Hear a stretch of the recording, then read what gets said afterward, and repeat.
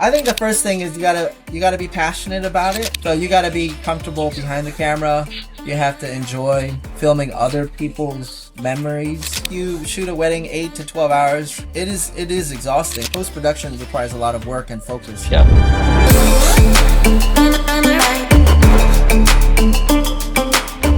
This week at One on One with Christian Ryan, we will be interviewing a freelance wedding videographer. In this video, Julius will help us answer 3 very important questions. The first question is, what are the most funniest moments you've ever experienced as a wedding videographer? The second question is, what are the most essential skills you need in order to pursue and last long in a career like this? The third question is, and last but not least, what are the most challenging and emotional parts in this career? Come join me in this interview to see if the skills Julius mentions line up with your own skills and your own passions as well. And let's see if a freelance wedding videographer is for you despite all the challenges that comes with it. Hi, my name is Julius Ferrer, and I am currently a full-time freelance videographer here in the northeastern United States. Awesome. Thanks, Julius. Well, thanks for being with us today. And I have just about a couple questions, about 4 or so, and we'll just jump right into the question here. So the first question is, what's the funniest or most unexpected thing that happened to you on the job? Yeah, there's plenty of stories for this. The first one is when I first started back in like 2008, 2009, there was a wedding I shot during the ceremony. Well, but right before the ceremony, one of the bridesmaids was not feeling well. And you can kind of tell she was just kind of like, I'm not feeling well, da, da, da. But she still walked down the aisle, and then she still stood there at the altar area. That's dedication. And, yeah, in the middle of the ceremony, she ended up vomiting right there. Boom. No. All over the floor. Yeah, and I, as a videographer, I was tempted to kind of turn the camera and film her, but I didn't, just because out of respect. It'd be too embarrassing. But I was gonna say we're in 2024. Everyone's got to catch stuff like that on video. I know. I regret that, and I was like, oh man, that's okay. I felt bad for her because she would become a meme. I think if I had filmed that, and then it would that would have been ruin. That would have been 1 million views on YouTube right there for sure. Yeah. She probably would have been known as the vomit girl. Oh my goodness. At the wedding. Oh my gosh. So, and then the last story that I've had was, so I had a back-to-back wedding weekend, meaning I had weddings the next day. Yeah. I shot a wedding in New York. It was a backyard wedding, and it went late into the night, probably midnight, right? Okay. So it's a 2-hour drive to my house. I drive home, and I get there around 2 in the morning. No, wait, hold on. It ended at 11, and I get home at 1. And when I get home at 1 a.m., I realized that I left my camera bag at the wedding. Oh, no. 2 hours away back. And I'm stressing out. I was like, I can't shoot this next day wedding without my camera bag. Oh gosh. So I gotta drive all the way back there. So at 1:15, I drive all the way back to the wedding. Oh my. 2 hours away in New York. And it's like 3:15, right? Oh my gosh. And in the morning, and I get there, and it's just pitch black because it was a backyard wedding, so it's dark. It was in the woods of New York, and I'm like, "Oh snap! This is crazy." Wait, because I had left it on. I just realized you said it's a backyard wedding, so it's in their backyard. Yeah, I was looking for my bag in the backyard with a flashlight. I was like, "Where's my bag? I know I put it here somewhere." Whose backyard was gone? It was the couple's family member. Oh, so. It was at a house. It was at one of their family members' house. And so I'm here. So if it would look like a burglar, like with a flashlight looking around. So I'm looking for the flashlight. I'm sorry. I'm looking for my bag with the flashlight, and I'm like, oh, it's gone. So then, surprisingly, I had the wedding coordinator's phone number. I don't know how I ended up with her phone number, but I decided to text her like random, like, hey, this is Julius, the videographer. I just wanted to know if you see my camera bag. I know it's early in the morning. I apologize. She texts back at 3:20 in the morning, like 5 minutes later. Oh my gosh. I was totally blown away. She texts back like, I have your bag. And I'm like, oh my gosh, I'm desperate. I need it. I'm shooting a wedding today later. I need my camera bag ASAP. Can you please give it to me? Can I go to your house and get my bag back. And she was like, "Oh, are you crazy? Like I'm sleeping. My kids are in bed. There's no." And then she said, "Fine, I'll just leave it by the garage." So she went down, put it down in the garage area, and then I drove to her house 20 minutes, and while I was on the way to the house, I get pulled over by a cop. Oh my goodness. Because the cop was like, "What are you doing out here?" And so I had to explain to her the story, and she was like, "Okay, well, you're a little far from Hartford. You just get home safely." So, because she was checking your license plate. Because it doesn't say it does. From Connecticut. Right, that's right. Oh my goodness. So she was like random, and plus there was a college nearby, and there was a bunch of drunken college people, sorority people, or fraternity. And so it just was a little suspicious. Like, what are you doing out here? Those are some great stories. Yeah, and I shot those weddings by myself. Like those are the days where I was shooting weddings by myself. Now I don't ever shoot weddings by myself. I interrupt this interview to say, don't forget to click that subscribe button if you would like more content like this. And stay to the very end so you can find out more bonus information about a freelance wedding videographer.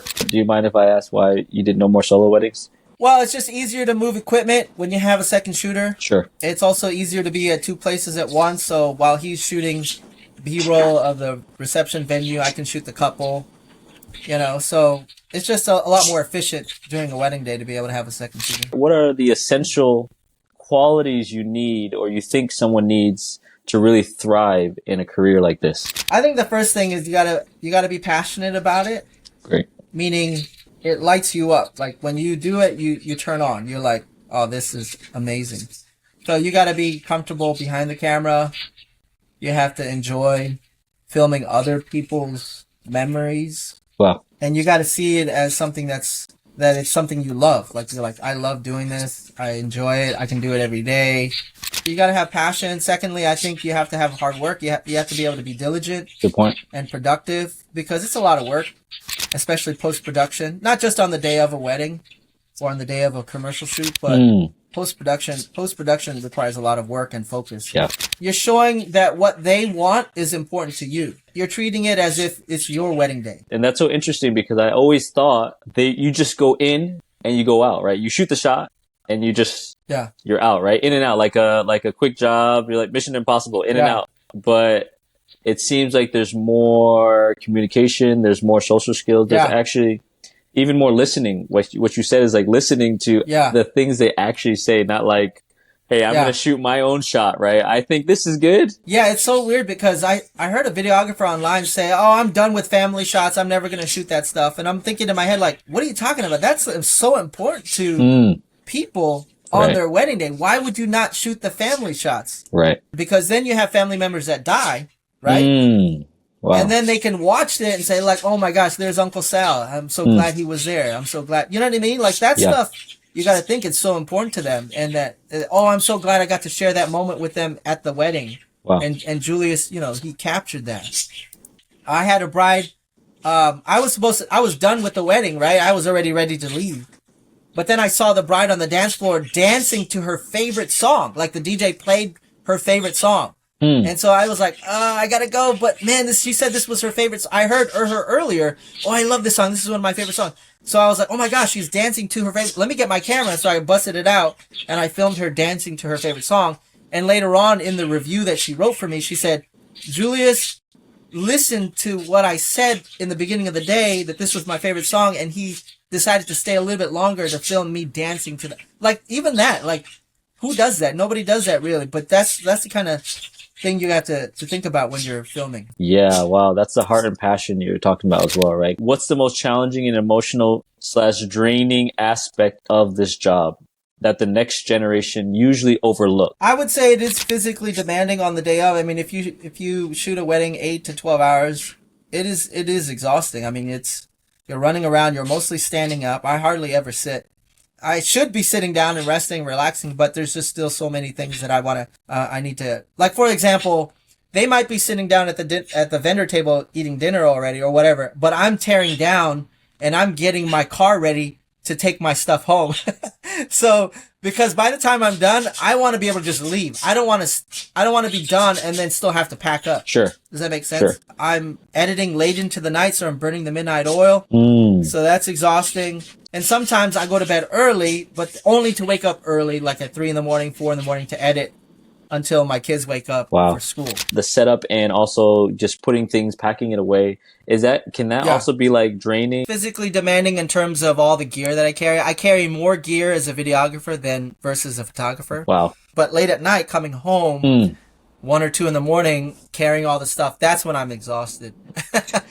It's like, oh, but then you have to organize. You need to make sure you have everything. And then obviously when you get home, not only do you bring the gear back into the house, you have to dump the footage to make sure you have everything, you know? Right. And it comes out to, it's a lot of footage. It's probably around anywhere between 600 to 1,000 gigabytes. Wow. Of storage. So that's a lot. That's a lot. So I think that's the hard part. I think the emotional part is missing my kids' activities on the weekend. Like, I'm so bummed. My kid is, making all these points in basketball, or, my son is scoring goals or whatever, and I'm not there to shoot it. So that's like the biggest bummer about weekends. Okay. My industry is mostly in the summer. Okay. So that's when my wife and kids, my wife's a teacher, so that's when my wife and kids are off of school. So they're like vacation time, and I'm like, oh, this is like my busy season. Oh, man. So I'll go on vacation with them, right? But I'll feel like I have to work because it's like there's stuff to do, and I feel weird about relaxing. Right. My work is really an audience of 3. Obviously, God is my first audience, but the second is the bride, and the third is the groom. So I don't really do it for anyone else. It's a very small audience, but if I can just make those 3 people happy, then I've done my job. I learned a ton, and those watching and listening, I'm sure, will have learned so much as well. And it definitely helps set the path for those who are interested in doing this in the future. I wish you and your career all the success.